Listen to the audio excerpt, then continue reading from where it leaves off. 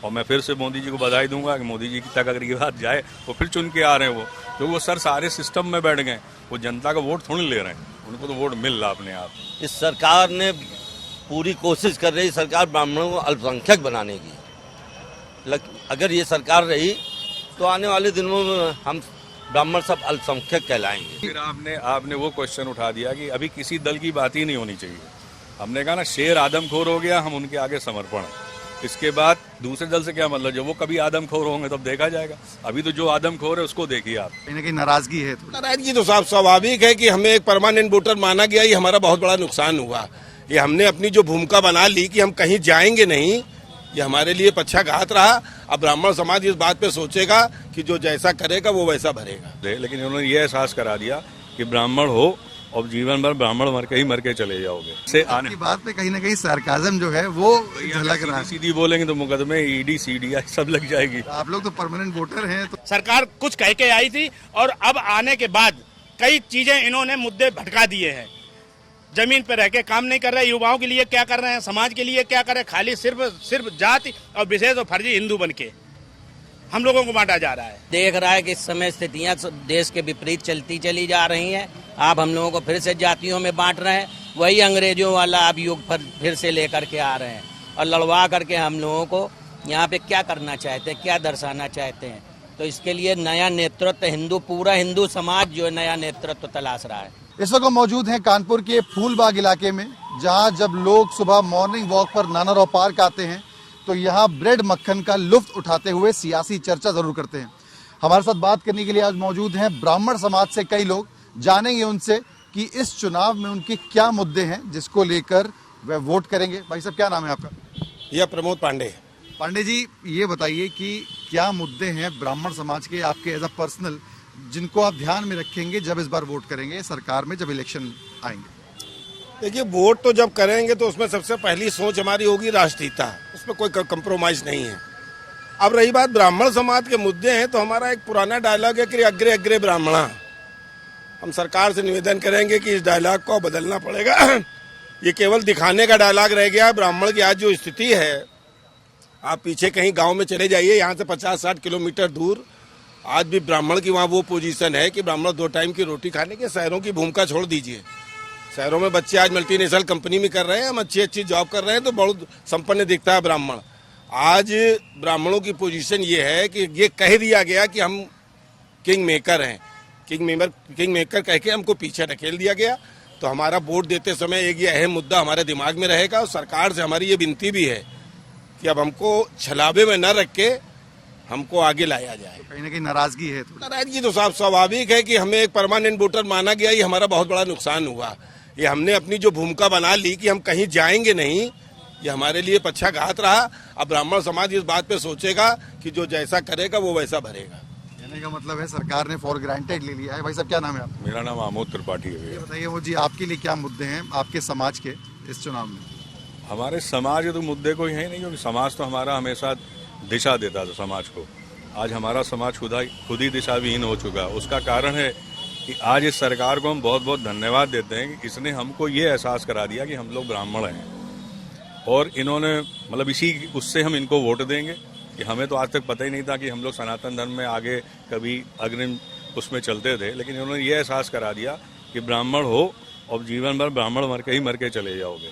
तो हम तो इसी पे इनको वोट देंगे और सभी ब्राह्मणों से अपील करेंगे कि इसी भाजपा सरकार को पूर्ण बहुमत से फिर जिताए, जिससे आने की बात पे कहीं ना कहीं सरकाजम जो है वो झलक रहा है। सीधी बोलेंगे तो मुकदमे ईडी सीडीआई सब लग जाएगी। आप लोग तो परमानेंट वोटर हैं, तो कहाँ आप लोग? नहीं, वोटर होना देखिए, आज अगर अभी सही जो बोल रहा है देश में, आप हमारे विचार लेने के लिए निकले, हम पत्रकारिता में हैं, तो पत्रकारिता के धर्म है खोद के सच निकालना। मैं आपको जो बात बोल रहा हूँ, हम सच कह रहे हैं आपसे। नहीं, सरकार को बहुत बहुत धन्यवाद, और मोदी जी को खासकर, कि मोदी जी ने तो वो हम लोग को आईना दिखाया कि जीवन में हम लोग को माँ बाप ने नहीं दिखा पाए, हमारे पूर्वज हमको नहीं दिखा पाए, चाहे कितने भी बड़े ब्राह्मण रहे हों। लेकिन ब्राह्मण हमेशा दिशा देता था समाज में, आज दिशा विहीन है, उसका कारण खुद ब्राह्मण है। और मैं मोदी जी को फिर से चाहता हूँ कि अगली बार प्रधानमंत्री फिर वही बने। और किस मुद्दे की बात कर रहे हैं जिसमें आपको लगता है कि सरकार ने आपको जताया कि आप ब्राह्मण? वो देखिए, जताया वो इसलिए कि सारा समाज में उन्होंने ये बैठा दिया कि ब्राह्मणों ने सभी समाज के साथ गलत किया है। जबकि एक छोटा सा उदाहरण दूंगा कि हमारे यहाँ धोबी समाज होता है, हमारे यहाँ की बहू बेटियाँ सुहागिन तभी कहलाती हैं जब धोबी समाज की महिलाओं से हमें सुहाग मिलता है।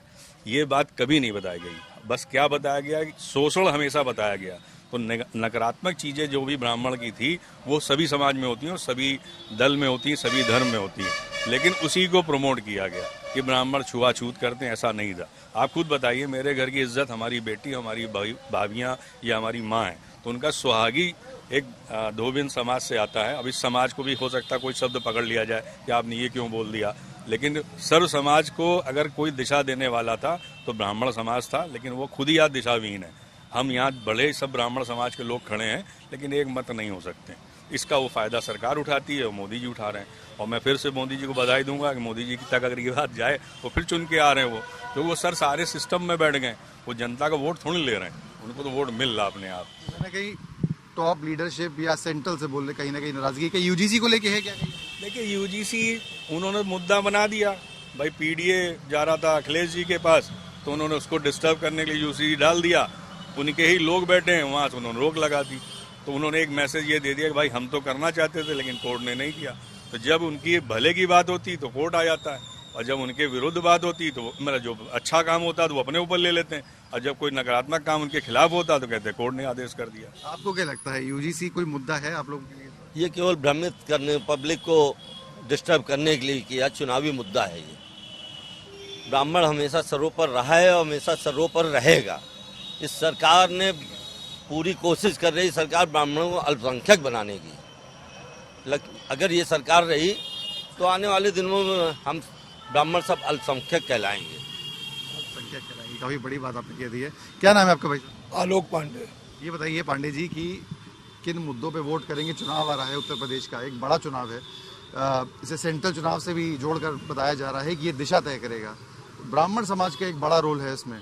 आप लोग जो है किन मुद्दों पे वोट डालेंगे और क्या जो है सोच आपकी इन सरकार को लेकर है जो इतने समय से चली आ रही है? देखिए 2027 में तो हम लोग केवल योगी आदित्यनाथ जी के द्वारा जो ये भयमुक्त समाज का वातावरण बना दिया गया है, निरंकुश और ये अपराधी जितने हैं इनको बिल्कुल जो मिट्टी में मिलाने का काम किया गया है। इसको देखते हुए, क्योंकि पहले बहन बेटियां जो नहीं निकल पाती थी, सुरक्षित नहीं थी, तो हम लोग केवल इस समय जो अनुशासन और सुशासन चल रहा है इस नाते हम लोग यूपी में वोट कर रहे हैं। कहीं ना कहीं जो आपने यूजीसी और केंद्र की बात कही है, तो कहीं ना कहीं ब्राह्मण समाज इससे असंतुष्ट इसलिए भी है कि सबका साथ और सबका विकास को लेकर हम लोग चल रहे हैं, और सरकार की भी मंशा थी। सुप्रीम कोर्ट ने स्टे किया तो आक्रोश भी कम है, लेकिन हम लोग जब वोट देने जाते हैं तो वर्तमान में जब हमें वोट देना है तो हमारे पास 3-4 दल हैं। उन 3-4 दलों में अब हम लोग को देखना है कि किसको देना है। तो हम लोग अपना बड़ा, क्योंकि ब्राह्मण समाज हम लोग ब्राह्मण हैं, तो बड़ा दिल करते हुए, क्योंकि जो अन्य दल भी हैं, अन्य दल की आवश्यकता भी देखी है। अन्य दलों ने जिस प्रकार से जनता का शोषण किया है, जनता को परेशान किया है, बहन बेटियां निकल नहीं पाती थी, इस नाते हम लोग भावुक होके या फ्रस्ट्रेशन में आके कि नहीं उत्पीड़न होगा तो उनको देके तो और बड़ा उत्पीड़न झेलना पड़ेगा। तो ये मान लीजिए कि या तो विकल्प नहीं है, ये भी जो समाज में जो चर्चा कहीं ना कहीं थोड़ी नाराजगी है लेकिन विकल्प नहीं है। वोट तो भारतीय जनता पार्टी के अलावा दूसरा विकल्प इसलिए भी नहीं है, और कहीं ना कहीं हम लोग जीवन भर दे के आए हैं और तमाम लोग ब्राह्मण समाज के लोग दे भी रहे हैं, उनको प्रतिबंध भी दे रहे हैं। और कहीं ना कहीं सरकार को सबका साथ सबका विकास के नाते विचार करना चाहिए। हमेशा लगता है कि विचार करेंगे। क्या नाम है आपका? आप कुछ कहना चाह रहे हैं? हम कह रहे हैं शेर आदमखोर हो गया, अब हमें समर्पण करना है। ठीक, आप दबे शब्दों में कह रहे हैं, खुल के भी आप? नहीं, खुल के बता रहा हूँ, शेर आदमखोर हो गया, वो सबको खा रहा है, तो हम समर्पण हो चुके हैं कि हमको खा जाओ, लड़ तो पाएंगे नहीं। तो ये बताइए कि बाकी जो पार्टीज है, चाहे वो समाजवादी पार्टी हो, चाहे वो कांग्रेस पार्टी हो, कहीं ना कहीं कोशिश कर रही है जो ब्राह्मण वर्ग है उनको अपनी ओर आकर्षित करने के लिए। हमने देखा कि पोस्टर्स से लेकर तमाम मुद्दे उठाए गए। तो क्या लगता है कि उनकी फिर आपने वो क्वेश्चन उठा दिया कि अभी किसी दल की बात ही नहीं होनी चाहिए। हमने कहा ना, शेर आदमखोर हो गया, हम उनके आगे समर्पण है। इसके बाद दूसरे दल से क्या मतलब, जब वो कभी आदमखोर होंगे तब देखा जाएगा। अभी तो जो आदमखोर है उसको देखिए आप, उससे करिए। नाराजगी है, खुल के बता बोल नहीं रहे। क्या क्या नाम है आपका भाई? मेरा नाम अरविंद कुमार अवस्थी है। अरविंद जी ये बताइए कि जो मैंने सवाल पूछा मैं आपसे पूछूंगा कि कई मुद्दे ऐसे कई बार उठे, जैसे घूसखोर पंडित करके एक पिक्चर आती है, उसको लेकर काफ़ी विरोध होता है। जब CBSE या उसके सवाल कहीं ना कहीं क्वेश्चन पेपर में बनते हैं तो उसमें अवसरवादी बताया जाता है। इसको लेकर कई कंट्रोवर्सी हुई। क्या आपके जहन में इस कंट्रोवर्सी को लेकर कोई ना कोई धारणा बनी है या कोई ये मुद्दा है? देखिए, ब्राह्मण बड़ा संतोषी और बड़ा सहयोग करने वाला रहा है। यदि हम जो दूसरे समाज के लोग हैं या दूसरे धर्म के लोग हैं, जिनके ऊपर अगर जरा सी टिप्पणी कर दें तो वो मरने मारने पर उतारू हो जाते हैं। हम सहिष्णुता हमारे अंदर इतनी ज़्यादा है कि कोई भी हमको भला बुरा कह के चला जाता है और हम कुछ बोलते नहीं हैं। इसकी वजह से ये घूसखोर पंडित और ये पंडित ऐसा है, इस तरीके से बोला जाता है। मैं अखिल भारतीय ब्राह्मण कल्याण परिषद का राष्ट्रीय उपाध्यक्ष भी हूँ। तो मैंने ये लोगों के बीच में अपने समाज में जागरण करने के बीड़ा उठाया है कि हम लोगों को चुप नहीं रहना है। अगर UGC की बात आई है, हमारे बच्चों के ऊपर इस तरीके से आगे दिक्कतें पैदा करने की सरकार मंशा रख रही है, तो हमें मुखर होकर विरोध करना है और हमेशा सनातन धर्म को लेकर चलें या किसी भी सवर्ण समाज को लेकर चलें। ब्राह्मण ने ही बीड़ा उठाया है और हम लोग फिर से बीड़ा उठाने चलें। सरकार हमारी जरूर है, हम सनातन धर्म के उस पे विषय पर अपनी सरकार भाजपा को वोट देते हैं, लेकिन इसका मतलब यह नहीं कि अब वो हमारे समाज को बांटे, हिंदू समाज को बांटे और उसको तार करने की कोशिश करे। इसलिए हमारा विरोध सरकार से है, लेकिन बात वही है कि विकल्प नहीं है, तो इसलिए हम जाएंगे योगी जी के साथ। ये जो फॉर ग्रांटेड वाली जो बात आ रही है, आपको सहमत है उससे कि शायद फॉर ग्रांटेड कहीं ना कहीं? बिल्कुल लिया जा रहा है, बिल्कुल लिया जा रहा है। और निश्चित रूप से जो ये तरह तरह के मुद्दे लाके ब्राह्मण समाज को एक तरफा किनारे धकेला जा रहा है कि ये मानते हुए कि ये तो हमारे घर के लोग हैं, तो ये चीज़ अब नहीं चलेगी। हमें अपना अधिकार चाहिए। क्या नाम है आपका? मेरा नाम हरि त्रिपाठी है। त्रिपाठी जी ये बताइए कि आपके लिए ब्राह्मण समाज की अगर बात करें, आपकी पर्सनल भी बात करें, क्या मुद्दे हैं इस तरीके की जो UGC की बात होती है, या जैसे मैंने बताया घूसखोर पंडित, इस तरीके की पिक्चर आती है, सवाल आते हैं, कहीं ना कहीं आपको उससे फर्क पड़ता है या कहीं ना कहीं लगता है कि ये गलत हो रहा है? क्या मन में भाव है? सरकार बहुत गलत कर रही है। हम लोगों ने सरकार इसलिए बनवाई थी कि हम लोगों का भला होगा। कहा यह जाता था ब्राह्मण जो है भाजपा को वोट करता है, लेकिन इस बार ब्राह्मण ये तय करेगा कि कहाँ जाना है। इस बार ब्राह्मण भ्रमित नहीं रहेगा और ब्राह्मणों के ऊपर जितने भी अत्याचार हुए हैं, UGC युवा मारा घूम रहा है, सरकार मुद्दे भटकाती है और हर समय ये लोग एक नया चीज लेके आ जाते हैं। हम लोग सब इनके साथ, लेकिन इस बार हम लोग इस बात पे विचार करेंगे कि हम लोगों को कहाँ बटन दबानी है। हमारी उंगली में दम है, हम लोग तय करेंगे कि सरकार कब बनेगी, कहाँ बनेगी, कैसे बनेगी। अभी तक हम लोग पूरी तरह से इनके साथ थे, लेकिन जिस तरह का इन्होंने युवाओं के साथ किया है, इन्होंने ब्राह्मण संगठनों के साथ किया है, हम लोगों को जिस तरह से जहां चाहा वहां दबाया, जब चाहा तब गरियाबाया और मुद्दा भटकाते रहे हैं ये लोग, तो अब ये बर्दाश्त नहीं होगा। अब इस पे हम लोगों को सबको एक साथ होना पड़ेगा और विचार करना पड़ेगा। सरकार कुछ कह के आई थी और अब आने के बाद कई चीजें इन्होंने मुद्दे भटका दिए हैं। जमीन पर रह के काम नहीं कर रहे, युवाओं के लिए क्या कर रहे हैं, समाज के लिए क्या कर रहे हैं, खाली सिर्फ जाति और विशेष और फर्जी हिंदू बन के हम लोगों को बांटा जा रहा है। तो अब ये हम लोग बर्दाश्त नहीं करेंगे, हम लोग इस पे विचार करेंगे और अब की बार कहीं न कहीं सरकार को बनाने के लिए पूरी ताकत से, उंगली में दम है, हम लोग मिलके और कहीं न कहीं तय करेंगे कि हम लोगों को क्या करना है। क्या नाम है आपका भाई? आलोक दुबे। दुबे जी आप ये बताइए कि UGC जिसकी सबसे ज्यादा बात होती है, वो कितना बड़ा मुद्दा और आप लोग को क्या फर्क पड़ेगा इससे आने वाले समय में? आप लोग कैसे इससे? UGC तो बहुत सबसे बड़ा मुद्दा है और हमारे आगे आने वाले समय में से हमारे बच्चों के ऊपर गलत फर्क पड़ेगा। इसलिए हम लोगों को क्या है, हम लोग गलत फहमी के शिकार रहे। आज तक सब ये समझते रहे कि भाजपा सरकार हमारी है, भाजपा सरकार हमारी है, लेकिन ऐसा कुछ भी नहीं है। भाजपा ने केवल हमारे साथ छलावा किया, हमें डराया इस तरीके से कि बेटा अगर मोदी जी का कोई विकल्प नहीं है, योगी जी का कोई विकल्प नहीं, ऐसा नहीं, अगर ढूंढने निकलेंगे तो विकल्प तमाम है। ये बताइए कि हालांकि कोर्ट ने उस पर स्टे लगाया, लेकिन उसके बाद भी आपको लगता है कि कहीं ना कहीं ये किया गया या नहीं किया जाना था? स्टे तो मोदी जी ने लगवा दिया है ना थोड़े दिन के लिए, उसके बाद तो खाली करा देंगे ना, फिर हम लोग परेशान हो जाएंगे। स्टे तो लगवा देते हैं, जब ये चाहेंगे स्टे लगवा देंगे। मंदिर में भी स्टे लगा था, बाद में इन्होंने बनाया कि नहीं बनाया, तो ये सब चलता रहता है। अच्छा, अगर उत्तर प्रदेश चुनाव की बात करी जाए, आने वाले समय में जो आने वाले हैं, आपको लगता है कि ये मुद्दे इस चुनाव में भी उतने वैलिड रहेंगे या उसको सोच के ही कहीं ना कहीं आप लोग वोट करेंगे? बिल्कुल रहना चाहिए भाई जी यार, क्योंकि हम लोग जो पिछले 5 वर्षों से झेल करके आए हैं, अगर आखिरी में भूल जाते हैं कि हमारे पास कोई विकल्प नहीं है, तो ये गलत हमारी सोच होगी। सारे मुद्दों के ऊपर हम लोग सब मिल करके कार्य करेंगे और हम लोग ये सोचेंगे कि अब हमें किसकी सरकार बनानी है जो कम से कम ब्राह्मणों के लिए कुछ तो करे। क्या नाम है आपका? मेरा नाम मनोज शुक्ला महाकाल है। ये बताइए जी कि क्या मुद्दे हैं आपके और क्या किन मुद्दों को सोचकर आप लोग इस बार वोट करेंगे, या फिर चुनाव में समाज के लिए आपके क्या मुद्दे वैलिड हैं जिसको लेकर आप लोग? देखिए, ऐसा जो ब्राह्मण समाज है वो आज से नहीं, सनातन से वो समाज के लिए ही कार्य करता रहा है, समाज के लिए ही अग्रणी रहा है। ये हमारे ही समाज में दधीच हुए, जिन्होंने जब जीवित अपनी हड्डियां दी तब वज्र बना, तब भी राक्षसों का रास हुआ। हमारे ही समाज में चाणक्य हुए, जिन्होंने चंद्रगुप्त को गद्दी दी। तिलक अगर भगवान राम के भी यहाँ हुआ है तो प्रथम तिलक वशिष्ठ मुनि ने किया है, वो भी ब्राह्मण ही थे। तो हम लोगों का ही काम है सत्ता बनाना।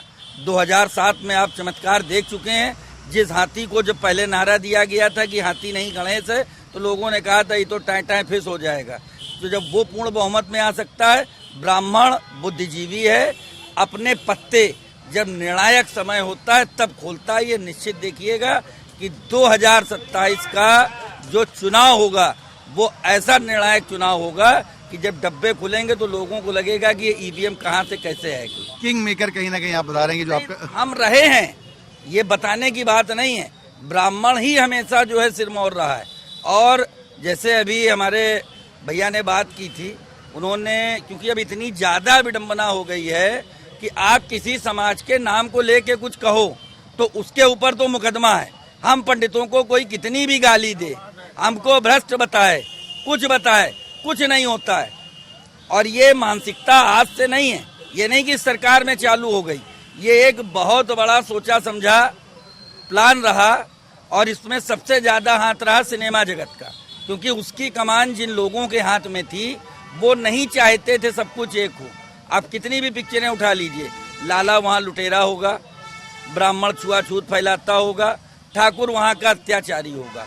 तो ये पूरा टारगेट सवर्ण समाज में था और सवर्ण समाज ही अब की सोच रहा है कि कुछ करना है। बहुत दिन हम लोगों को वादे का लालीपप दे दिया गया। हम अपनी ताकत से अपनी रक्षा करना भी जानते हैं और किसी डर में या उसमें कि आताताई हावी हो जाएंगे। जब आताताई हावी हुए हैं, अगर उनका नाश किसी ने किया है, चाहे राक्षसों का हो चाहे आज के राक्षसों का हो, ब्राह्मण समाज नहीं किया। ये बताइए, आपने कहा कि आने वाला समय में पत्ते खोलेंगे, हम पूछ भी नहीं रहे कि आप किसको वोट करें, लेकिन बाकी पार्टीज जो है, हमने देखा कि कहीं ना कहीं कांग्रेस पार्टी या समाजवादी पार्टी, उनकी कहीं ना कहीं ये इनिशिएटिव था कि जो ब्राह्मण समाज है उनको कहीं ना कहीं साथ ना दे या फिर उनको अपने साथ लाने का काम किया जाए। आपको लगता है कि वो कहीं ना कहीं कारगर हो रहा है, या अगर ऐसे विकल्प जो आएंगे तो क्या उसकी ओर ब्राह्मण समाज कहीं ना कहीं जाने की सोचेगा? ऐसा है ना कि जो बाकी पार्टियां हैं, अब इन्होंने जैसे मान लीजिए कैंडी दी, तो वो जो है वो लेके चले आए मेलोडी। तो हम लोगों को आपकी कैंडी और मेलोडी में नहीं फंसना है। ब्राह्मण समाज का एक जो बुद्धिजीवी वर्ग है वो बराबर ये प्रयास कर रहा है, हम लोग भी प्रयास कर रहे हैं कि हम लोग प्रत्याशी वही प्रत्याशी बात करेंगे। जहाँ पर जो प्रत्याशी हमारे ब्राह्मण समाज के हित का होगा, हम उसकी तरफ खड़े होंगे और खुल के खड़े होंगे। लोगों को हैसियत दिखाएंगे कि बिना ब्राह्मण के न पहले सत्ता रही थी, न बिना ब्राह्मण के जुड़े अब किसी की सत्ता हो। क्या नाम है आपका? अनूप मिश्रा। मिश्रा जी, ये बताइए कि आपके लिए क्या मुद्दे हैं? आपकी भी कोई नाराजगी है या फिर आप? नहीं, कोई नाराजगी नहीं है। देखिए, ब्राह्मण के लिए राष्ट्र हित सर्वोपरि होता है और आदिकाल से ही, आदि शंकराचार्य जी के जमाने से लेकर के, और चाहे वो मंगल पांडे हो, चाहे रामकृष्ण परमहंस जी हो, विवेकानंद जी हो, सौरव गांगुली हो, जितने भी ब्राह्मण, आर्यभट्ट हो, रामानुजम हो, वल्लभाचार्य जी हो, सीवी रमन हो, आप एक लिस्ट देखते चले जाइए ब्राह्मणों की, जिस फील्ड में भी रहे हैं। चाहे मंगल पांडे को ही पहली गोली चलानी पड़ी हो 1857 में, तो सब जगह ब्राह्मणों ने दिशा देने का काम किया। हमारे लिए सर्वप्रथम राष्ट्र है, उसके बाद समाज है और उसके बाद परिवार है। ये हायरार्की ब्राह्मणों की हमेशा से निर्धारित रही है, तो हम उसी के अनुरूप चाहेंगे। हम आज देखिए, भारत की आबादी में ब्राह्मणों का अनुपात कितने प्रतिशत है और सरकारी नौकरियों में IAS PCS से ब्राह्मण कितने परसेंट है। उसका सबसे बड़ा एक कारण है कि ब्राह्मण ने कभी भी शिक्षा का साथ नहीं छोड़ा और राष्ट्रहित का चिंतन नहीं छोड़ा। भाजपा की सरकार आई, कांग्रेस की आई, कल किसी और की आएगी, ये चलता रहेगा, लेकिन ब्राह्मण इस चीज से विमुख नहीं होगा। जो राष्ट्र के प्रति उसकी चेतना की भावना है, उससे कभी ब्राह्मण विमुख नहीं होगा। बाकी कौन किसको वोट देगा ये तो समय बताएगा, लेकिन मेरे अपने ये विचार है। नहीं, बहुत सुंदर विचार है, समय बताएगा। बिल्कुल वोट की ताकत है, जिस पे चाहेंगे उस पे लगाएंगे, लेकिन किंग मेकर की जो बात आ रही है कि ब्राह्मण समाज कहीं कहीं वो बनकर आएगा ही। आचार्य चाणक्य अगर नहीं होते तो चंद्रगुप्त मौर्य भी नहीं होते, तो ये तो एक स्वाभाविक सी बात है। अंबेडकर जी अगर नहीं होते तो बाबा साहब भी नहीं होते। तो ब्राह्मण ने हर जगह पर दिशा दी ही है। लिया क्या है आप ये बताइए, हम तो हमेशा से विप्र रहे हैं। क्या नाम है आपका भाई? सर्वेश मिश्रा। मिश्रा जी, आप बताइए कि आप क्या सोच रखते हैं इस पूरे मुद्दे के बारे में, क्या मुद्दे हैं आपके? सरकार जो है आज जो देश के सामने मेन मुद्दे हैं उस पर सरकार काम कर नहीं रही है। सबसे बड़ा मुद्दा है हमारी जनसंख्या, उस पर कोई ध्यान नहीं दे रही। लेकिन यूजीसी और इस तरह के लाके हम लोगों को आपस में जातियों में बांटने का काम कर रही। देश में एक ट्रेड सा चल पड़ा है, जिसको बड़ा नेता बनना, ब्राह्मणों को गाली दो, अब बड़े नेता बन जाओगे। बड़ा नेता बनना है तो ब्राह्मणों को जो जितनी गाली देगा उतना बड़ा नेता बन जाएगा। सरकार कहती है हम सवर्ण हैं, सरकार हमें बताए आखिर हम कहाँ कैसे कितने सवर्ण हैं, कितने ब्राह्मण आज ठेले चला रहे हैं, रिक्शे चला रहे हैं। ऐसा थोड़ा आपने एक युद्ध फैला दिया आरक्षण और ये वो चीजें करके आज हमें आरक्षण नहीं मिल रहा, कोई सुविधा नहीं मिली, फिर भी हम लोग आगे निकल रहे हैं। सुविधाएं ना मिलने के बाद भी हमारे बच्चे क्वालिफाई कर जा रहे हैं, IAS IPS ये सब निकल जाए, तो वो अपनी मेहनत और प्रतिभा से निकल रहे हैं। यानी हमारे अंदर काबिलियत है तो हम निकल जा रहे हैं। हमें तो सरकार कोई सुविधा दे नहीं रही। ये आप कुछ कहना चाहते हैं? मैंने पहले भी कह दिया, सरकार ध्यान दे, अभी भी सरकार के पास समय है। ब्राह्मणों को ध्यान दे, ब्राह्मण हमेशा सरोपर रहा है, सरोपर रहेगा और हमेशा किंग मेकर रहा है। इसलिए सरकार को ब्राह्मणों के प्रति ध्यान देना चाहिए, अन्यथा वोट की ताकत आप जानते ही हैं, भविष्य में क्या होगा ये सरकार देखे। मैं जानना चाहता हूं कि जो बाकी पार्टीज हैं, जिसमें प्रमुख तौर पे उत्तर प्रदेश की बात करी जाए तो कांग्रेस पार्टी है, समाजवादी पार्टी है, जो ब्राह्मणों को लेकर कई सम्मेलन कर रही है, उनको कहीं ना कहीं साथ लाने का काम कर रही है, वो कितना ज्यादा वैलिड है इस चुनाव में? आपको क्या लगता है कि उस पर कितना ज्यादा फर्क पड़ेगा? उनको अपनी भूलों का जो भूल गए तो उनको याद आया कि बिना ब्राह्मण के हम आगे नहीं जा सकते। इसलिए अब कितना वो सफल होते हैं, कितना वो ब्राह्मणों के प्रति क्या करते हैं, ये देखना ब्राह्मण देख रहा है।